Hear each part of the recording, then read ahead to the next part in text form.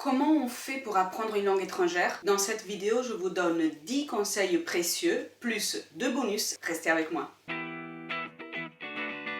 Bonjour à tous et bienvenue, je suis ravie de vous retrouver. Je m'appelle Manuela et je suis italienne. Alors, comme vous pouvez le constater, mes vacances sont finies, je suis de retour, je reprends petit à petit toutes mes activités, j'essaie de le faire en douceur et j'essaie surtout de garder cette énergie positive que j'ai accumulée pendant les vacances. J'avais vraiment besoin de déconnecter, donc je suis contente parce que j'ai pu le faire. Bien évidemment, c'est la rentrée, il y a plein d'idées, plein de projets, plein de choses à mettre en place, j'y travaille, je vais faire ça au mieux. Bref, je me suis dit que c'était le moment idéal pour vous proposer une vidéo avec des conseils pour apprendre des langues étrangères. Pourquoi c'est le moment idéal? Tout simplement parce que c'est la rentrée et que c'est à ce moment de l'année que chacun choisit les activités à faire au-delà du travail pour les adultes, au-delà de l'école pour les plus jeunes.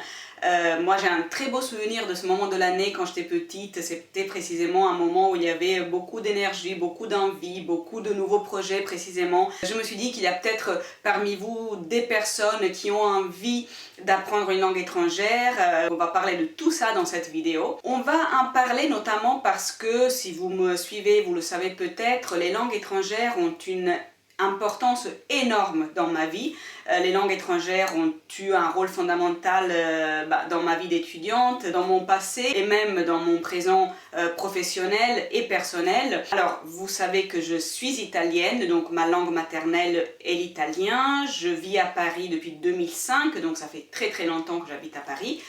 Et je travaille dans une entreprise espagnole depuis très longtemps aussi, hein. J'ai commencé en octobre 2010 si je ne me trompe pas, donc voilà, ça va faire bientôt 12 ans. Ce qui veut dire que je parle ces 3 langues au quotidien, dans ma vie professionnelle et dans ma vie personnelle. L'espagnol est ma langue principale de travail dans la mesure où toute mon équipe, ma boss, sont espagnols et sont basés en Espagne. Donc voilà, tout ça pour vous montrer à quel point vraiment ces 3 langues, l'italien qui est ma langue maternelle, le français qui est la langue du pays dans lequel je vis et l'espagnol qui est la langue de la boîte dans laquelle je travaille, voilà, ces 3 langues font vraiment partie de ma vie quotidienne. Au-delà du travail au bureau, j'ai en plus une activité importante en tant que freelance.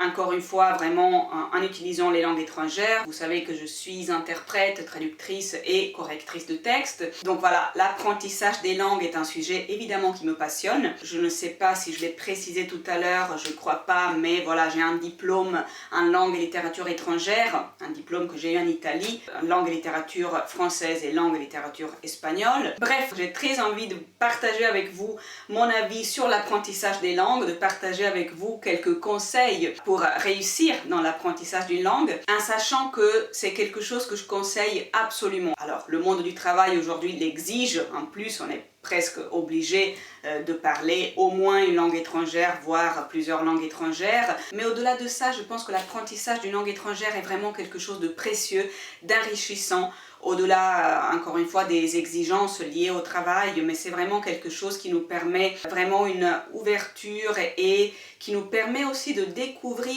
et d'exprimer des nuances différentes de notre personnalité. Alors moi, je le disais à l'instant, je travaille et je vis tous les jours en 3 langues et je peux vous dire que ma manière de m'exprimer n'est pas la même et que quand je parle italien, il y a des nuances de ma personnalité qui ressortent et qui ne sont pas les mêmes qui ressortent quand je parle français ou pas les mêmes que quand je parle espagnol. Donc vraiment c'est quelque chose de très intéressant. Bref, dans tous les cas, je vous encourage vraiment à apprendre une langue étrangère. Alors, 2 petites précisions encore avant de vous donner tous mes secrets pour apprendre une langue étrangère. La première chose, c'est que ce que je vais vous dire, évidemment, est le fruit tout simplement de mon expérience personnelle et de ma réflexion personnelle. Ce n'est absolument pas le fruit d'une étude scientifique, hein. Évidemment, c'est quelque chose que j'ai envie de partager avec vous parce que c'est des choses qui ont été importantes, précieuses pour moi, qui, moi, m'ont énormément aidé. Voilà, ça ne veut pas dire qu'il y a une base scientifique ou que ça doit forcément marcher pour tout le monde ou qu'il n'y a pas d'autres choses qui peuvent fonctionner également. Enfin bref, voilà, c'est vraiment mon expérience personnelle. La deuxième précision, c'est que les conseils que je vais vous donner sont évidemment des indications générales. Après, tout dépend de l'objectif et des exigences concrètes que vous avez quand vous vous mettez à étudier une langue. C'est-à-dire que la méthode de travail ne sera pas la même si vous avez juste envie d'apprendre une langue pour être capable d'avoir une conversation très simple, d'être capable de passer une commande au restaurant ou de demander une information dans la rue quand vous voyagez dans le pays en question, que si vous avez une exigence professionnelle plus spécifique, que si vous voulez devenir interprète dans cette langue. Alors bien évidemment, on peut aller de juste je prends des cours une fois par semaine, voire j'étudie un autodidacte, à je m'inscris à une école super exigeante pour avoir le niveau d'excellence que certains métiers, notamment l'interprétariat, la traduction, exigent. Cela dit, voici mes conseils. Premier conseil, étudier. Alors, ne m'en voulez pas, vous attendiez peut-être le conseil miracle pour apprendre une langue, mais vous verrez que c'est un conseil en fait qui, sur la durée, va vous aider précisément pour se faciliter la tâche sur le long terme. Qu'est-ce que je veux dire? Alors, bien évidemment, les langues sont des systèmes complexes qui ont des règles difficiles à apprendre parfois, qui ont des exceptions, enfin bref, la grammaire, la syntaxe, l'expression orale, la prononciation, l'intonation de chaque langue fonctionnent de manière différente donc par rapport aux autres langues et selon des normes qui peuvent être, bien sûr, il faut le dire, complexes. Or, en fait, vous allez économiser de l'énergie et du travail si vous apprenez ces règles. Qu'est-ce que je veux dire par là? Alors, je veux dire qu'en fait, si vous pensez apprendre une langue tout simplement comme ça, en l'écoutant, en improvisant un petit peu en fonction de ce que vous captez à droite à gauche, juste à travers l'écoute, etc., vous avez tout d'abord des résultats assez médiocres, dans la mesure où vous risquez vraiment pas d'avoir un niveau de langue correct, etc. Vous reproduirez toujours les mêmes fautes. Et non pas parce que la langue est trop difficile ou incompréhensible, mais parce que tout simplement vous n'aurez pas pris le temps de comprendre et d'étudier ces quelques règles qui vous permettraient par contre de vous exprimer d'une manière correcte et dans la durée sans effort. Qu'est-ce que je veux dire par là? Si vous ne prenez pas le temps d'étudier les bases, d'étudier la grammaire tout simplement d'une langue, vous n'y verrez jamais clair. La langue restera pour vous une espèce de brouillard dans lequel il est impossible de se repérer. Par contre, si vous prenez le temps d'étudier les règles, d'avoir les bases d'une langue, notamment de la grammaire et de la syntaxe, vous vous donnerez les outils pour reproduire ce que vous avez appris dans toutes les phrases, dans tous les contextes de communication qui se présenteront à vous dans le futur. Donc en fait, je comprends que ça puisse être du travail et que vous ayez la flemme, etc. Mais vous prenez une règle, vous l'étudiez, vous passez un quart d'heure de votre vie à étudier par cœur une règle, à apprendre par cœur la conjugaison d'un verbe irrégulier et à partir de là, pendant tout le reste de votre vie, vous serez capable d'appliquer cette règle, vous serez capable de conjuguer ce verbe en y voyant clair et d'une manière qui deviendra en plus spontanée, naturelle. C'est-à-dire qu'au bout d'un moment, vous le ferez spontanément, sans réfléchir, ça sortira tout seul. En revanche, si vous ne prenez pas ces 5 minutes, ces 10 minutes pour étudier cette règle, et bien à chaque fois que vous serez face à cette exigence communicative, vous allez galérer parce que vous ne verrez pas clair dans quelque chose en fait qui peut être très clair, il suffit d'avoir la clé d'entrée, vous voyez ce que je veux dire. Deuxième conseil, écoutez l'oral. Alors ça peut être à travers la télé, à travers la radio, à travers des podcasts, à travers des vidéos YouTube, etc. Aujourd'hui la technologie nous aide énormément et c'est précieux, il faut vraiment exploiter cette possibilité-là. On peut être exposé à une langue étrangère très facilement, sans dépenser, vraiment juste en utilisant notre connexion internet ou notre télé ou notre radio et cela est absolument fondamental, c'est absolument précieux. Et ce deuxième conseil est étroitement lié au premier, c'est-à-dire le premier, le fait d'étudier, va vous donner des bases solides, ça va vous donner un cadre, ça va vous donner des repères, ça va vous donner des outils Et le fait d'écouter, ça va être très précieux précisément pour développer évidemment les capacités de compréhension, mais aussi pour améliorer votre prononciation, votre intonation. C'est des aspects fondamentaux dans l'apprentissage d'une langue. Et pour vous donner aussi une richesse absolument fondamentale au niveau du vocabulaire, du lexique et au niveau aussi des expressions utilisées dans une langue. Troisième conseil, travaillez tous les aspects de la langue. Donc la grammaire, je vous en parlais tout à l'heure, c'est fondamental, c'est les bases solides, c'est le cadre à partir duquel on peut construire le reste.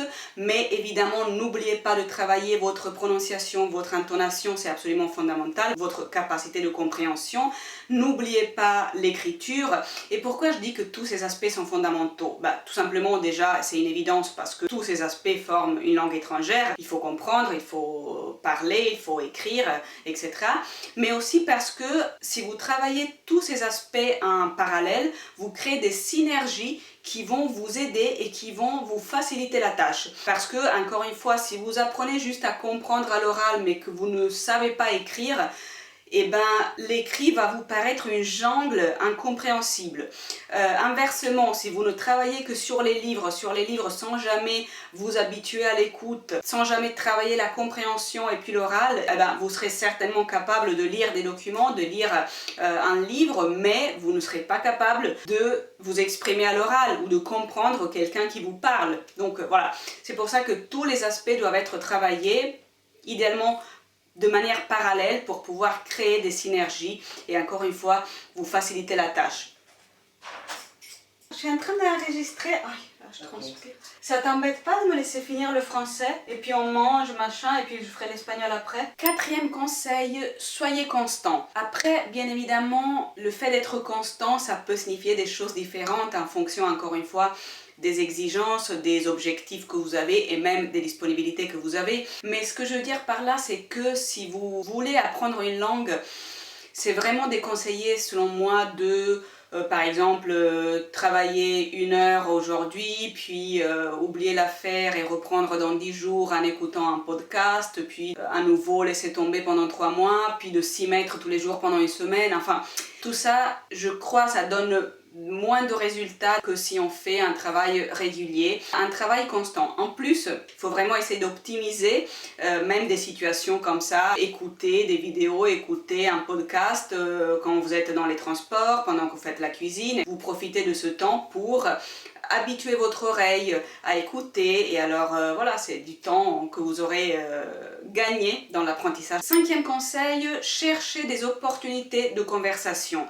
Alors là encore, aujourd'hui c'est franchement facile, donc il faut vraiment profiter de ce que la technologie nous permet aujourd'hui, ce qui n'était pas forcément le cas il y a quelques années ou il y a quelques décennies bien évidemment. Par exemple, s'il y a des centres culturels, et ça n'a rien à voir avec la technologie, s'il y a des centres culturels du pays dont vous étudiez la langue près de chez vous, fréquentez-les, ça c'est fondamental. Les centres culturels proposent des cours bien évidemment, mais au-delà de ça ils proposent une programmation avec des activités très différentes. Ça peut être des projections de films, ça peut être des présentations de livres, des tables rondes, des débats, ça peut être plein de choses qui vous permettront justement, encore une fois, d'écouter la langue et d'écouter la langue sur des sujets très différents. Donc ça va être très enrichissant au niveau de votre vocabulaire et au niveau de votre capacité de compréhension bien sûr. Bien évidemment, les centres culturels ne se trouvent pas de partout sur le territoire. Alors si vous habitez dans un petit village paumé très loin de la ville, vous allez me dire alors comment je fais?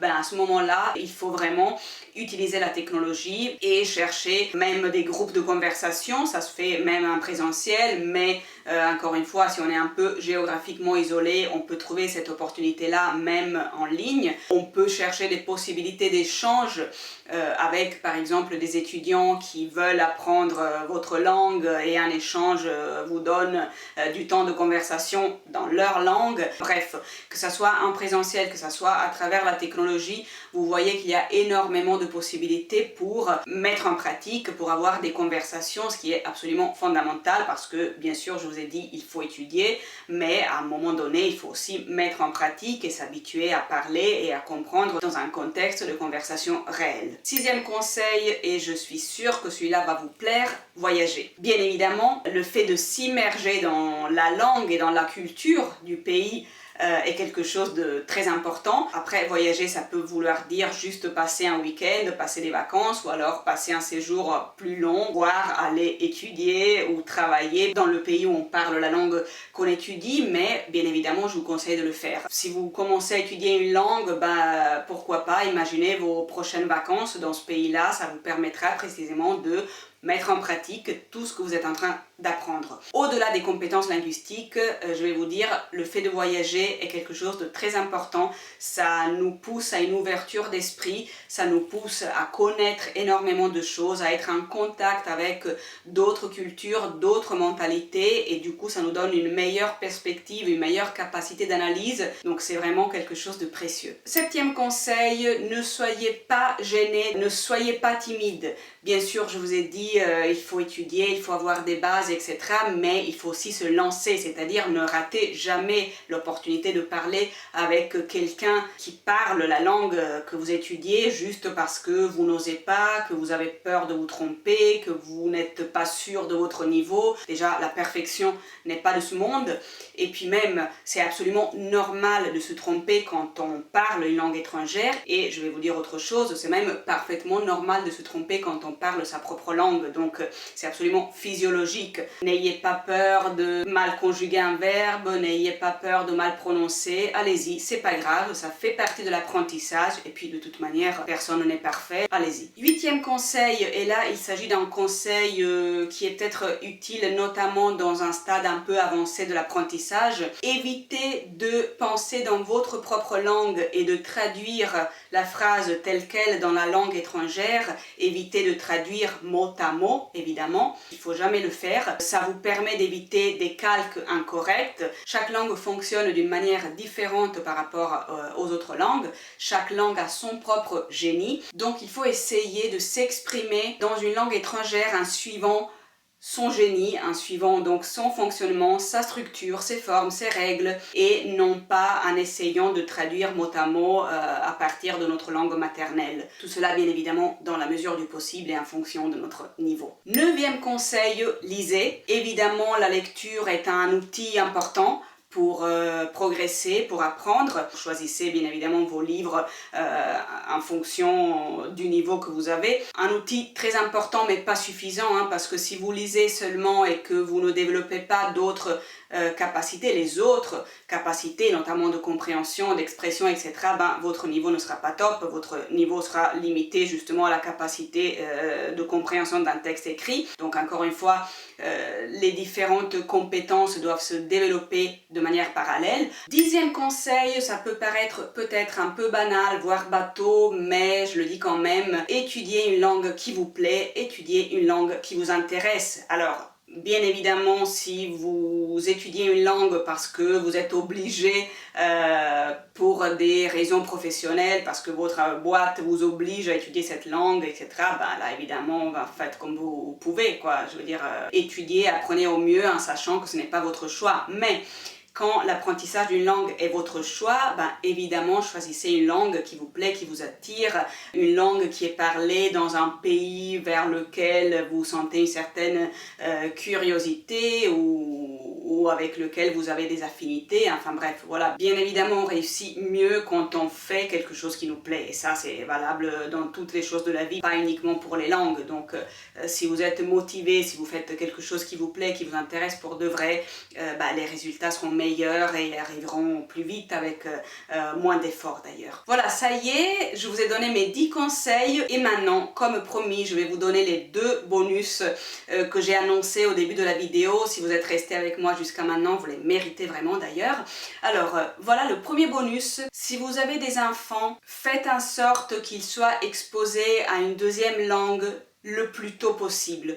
Vous ne savez pas à quel point vous leur ferez un cadeau énorme, un cadeau précieux qui sera hyper important pour toute leur vie. Il y a énormément de choses et encore une fois ça dépend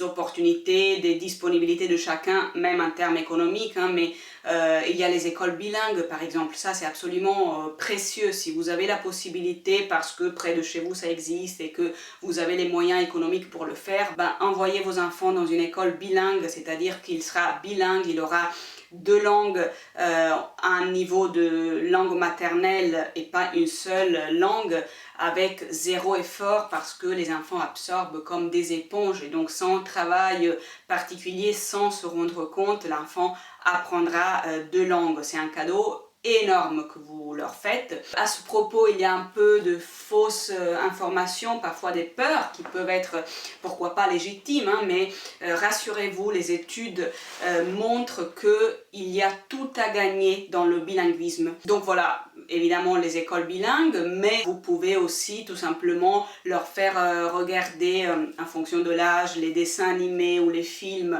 en anglais ou dans une autre langue, et bien évidemment en fonction de l'âge, quand ils grandissent, bah, encouragez-les à voyager, poussez-les à faire des séjours d'études, poussez-les à faire un Erasmus à l'étranger. Enfin, c'est des expériences qui sont précieuses du point de vue linguistique, bien évidemment, mais pas que. Comme je le disais tout à l'heure, ce sont des expériences précieuses, même au niveau de l'ouverture d'esprit et de l'apprentissage de plein de choses qui vont au-delà de la langue. Et puis, deuxième bonus, il n'est jamais ni trop tôt ni trop tard pour apprendre une langue. Il n'est jamais trop tôt, je viens de le dire avec le bonus numéro 1, mais inversement, sachez qu'il n'est jamais trop tard non plus pour apprendre une langue. À n'importe quel âge, vous pouvez commencer, vous pouvez aborder l'étude d'une langue étrangère et ça sera toujours une belle expérience, un beau voyage, ça sera toujours quelque chose d'enrichissant. Bah voilà, c'est tout pour la vidéo d'aujourd'hui. J'espère qu'elle vous aura donné envie de commencer à étudier une langue étrangère. Si cette vidéo vous a plu, bien évidemment, mettez un j'aime et abonnez-vous à la chaîne si ce n'est pas encore fait.